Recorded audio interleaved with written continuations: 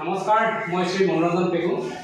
দুদিনীয়া কাৰ্যসূচীৰে কাৰ্যক্ৰমৰ জৰিয়তে আমাৰ অসমৰ মেপখন বৃহৎ আকাৰত নিৰ্মাণ কৰিবলৈ সক্ষম হৈছোঁ। আমাৰ দীঘল বা বহল আছে আমাৰ 13 ফুট, তাৰপিছত ইয়াৰ আমাৰ ওখ আছে 7 ফুট।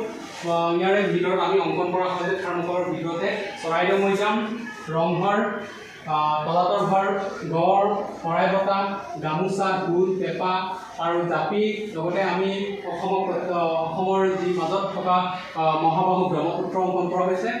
আৰু এই সকলোবোৰৰ লগতে আমাৰ অসম এখন পূৰ্ণাংগ হিচাপে পূৰ্ণাংগ ৰূপত অংকন কৰি কাটি উলিয়াই এখন অসমৰ অন্যতম